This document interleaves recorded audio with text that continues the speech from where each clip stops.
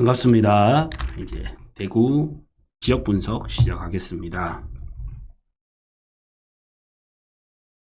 자, 대구 지역 분석 시작하겠습니다. 반갑습니다. 대구가 우리나라에서 이제 3위의 도시죠.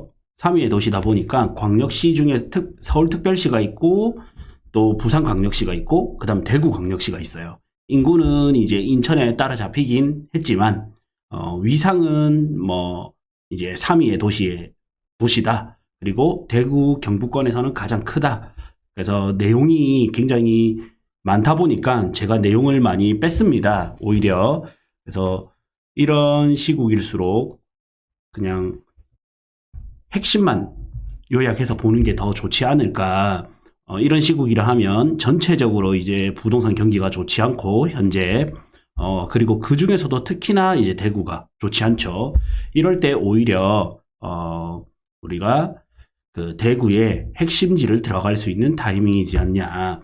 그리고 대구가 분위기가 특히나 안 좋은 이유 중에 하나는 그거죠.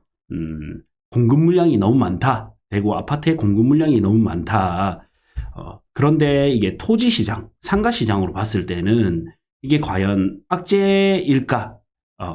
악재 요인은 어떤 게 있냐면 주택 시장이 좋지 않으니까 주택의 자금이 돌지가 않아요. 그러니까 대한민국 가계를 보면 대부분 이제 돈이 아파트, 주택에 많이 쏠려 있거든요. 근데 이 돈이 돌다가 어느 순간 상가나 토지로 이렇게 오게 되는데 단점 요인으로는 주택에 돈이 돌지 않기 때문에 이 상가나 토지로 오는 자금 유동성이 좀 부족하다. 이게 이제 단점이 되고 또 장점으로는 공급이 많다라는 거는 또 어떻게 보면 이제 앞으로 입주할 아파트가 많다라는 거고 그러면 향후에는 그 입주할 아파트 쪽으로는 인구 이동이 발생되겠죠.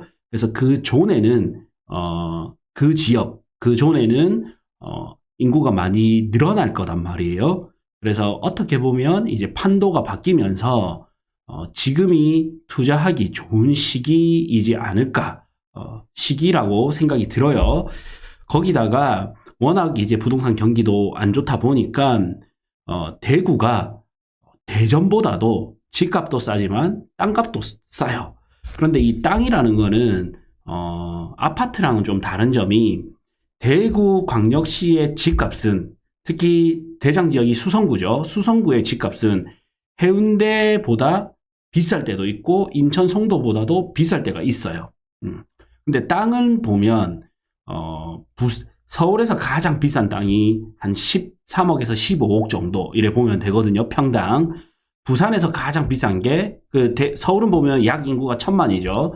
또 부산은 인구가 약 350만인데 거기보다 이제 조금씩 빠졌지만 가장 비싼 땅값이 한 3억 5천 정도 합니다.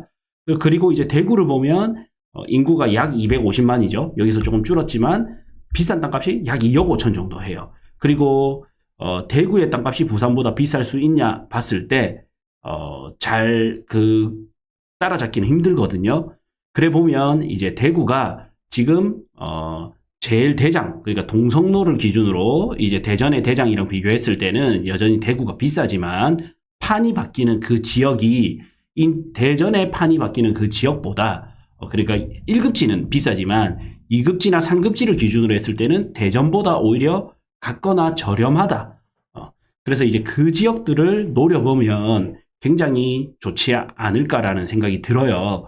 그래서 사실 우리가 대구의 아파트 투자로도 관심을 많이 가지고 있지만 사실 토지 투자도 굉장히 매력적이에요. 그래서 원래라면 제가 이제 서대구를 좀 중심으로 볼까 했지만 지금 이렇게 안 좋은 시기 때 판이 바뀌는 대구의 중심지, 핵심지 이런 데를 들어갈 수 있기 때문에 제가 자료를 완전히 좀 급수정을 했습니다. 그리고 또 자료를 많이 빼고 오히려 부터 배워볼 겁니다. 자, 그래서 일단은 대구를 간단하게 보면 대구가 제가 오타가 있었네요. 대구가 이제 경북과 경남 어떻게 보면 노른자 사이에 다 끼어 있습니다. 그러다 보니까 노른자 사이에 끼어 있다 보니까 과거 조선시대 때는 경상권의 이제 대표 도시였습니다. 이게 이제 경북과 경남으로 나뉘고 또 뭐 일제강점기 시대 때 부산이 많이 커지면서 이제 부산이 커졌지만 원래 이제 경상도의 가장 중심지는 요 대구였습니다. 그리고 인구는 이제 4위지만 위상은 사실 여전히 우리나라의 3위 도시입니다. 그리고 경상북도와 경상남도 중간 지점에 있다 보니까 경상도 중심지였다. 그리고 대표적으로 이제 대구가 소비도시가 돼버렸죠. 예전에는 일자리가 많아서 인구도 증가하였지만 이제는 일자리가 많이 없으면서 인구도 감소하고 지금 집값도 많이 떨어지고 있는데 집값이 떨어지면 인구가 이동을 하면서 다시 인구가 늘어야 되거든요. 그런데도 불구하고 여전히 인구가 줄고 있습니다. 그래서 역시 이제 집값이 싸더라도 일자리가 굉장히 중요한 과제로 남아있다. 그래서 대구는 일자리 증가가 시급하고요. 항상 선거철이 오면 일자리를 늘리겠다라는 공약이 많이 나오는 도시입니다. 자, 대구를 주변 도시들을 보면 바로 위에 이제 군위군이 있는데 이 공항이 이제 이전한다는 지역이 요 군위군이죠. 요 군위군이 있고 그 다음에 칠곡군, 성주군, 고령군, 합천군, 창녕, 그 다음에 안성, 경산시, 영천시 이래 있습니다.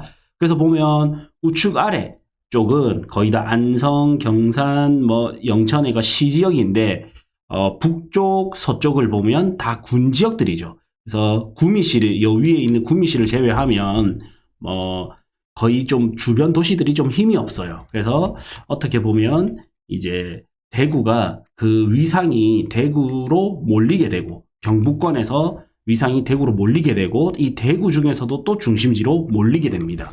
그래서 대구는 중앙으로 모든 게 거의 중앙에 모여 있습니다. 그래서 쉽게 말해서 단핵 구조다 이래 보시면 돼요. 대구시 내에서 이제 행정구역을 보면 8개 구가 있거든요. 이 중구를 중심으로 이제 서구, 북구, 동구, 수성구, 남구, 그다음 달서구.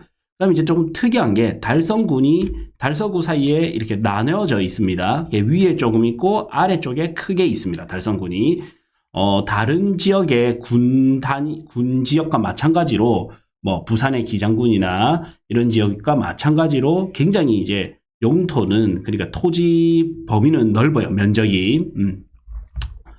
그래서 결국 부산도 마찬가지지만 대구도 요 달성군을 얼마나 잘 개발하느냐 이게 이제 좀 중요 과제가 되겠죠.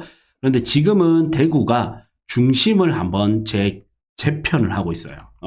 그래서 지금은 어떻게 보면 대구를 중심지를 위주로 봐야 됩니다. 자, 인구 추이를 보면 과거에 이제 일자리가 많이 늘면서 2000년도죠.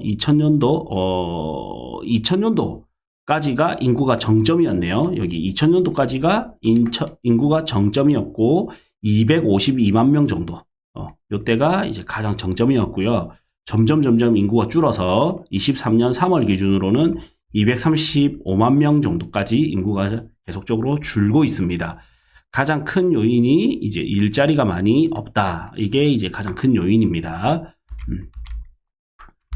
이건 또 이제 오타가 있네요. 자, 대구의 공간 구조 계획을 보면 이렇게 도심에 다 몰려 있다. 이게 이제 제가 나무위키에서 포온 자료인데 참조한 자료인데 예전에는 이제 대구 도시 기본 계획의 공간 구조 계획을 보면 여기 도심이 있고 부도심으로 해서는 동대구 부도심, 성서 부도심이에요. 근데 앞으로는 여기가 서대구가 들어가면서 좀 개편이 됩니다. 근데 현재까지 기준을 보면 대구는 이런 도시 구조를 가지고 있다.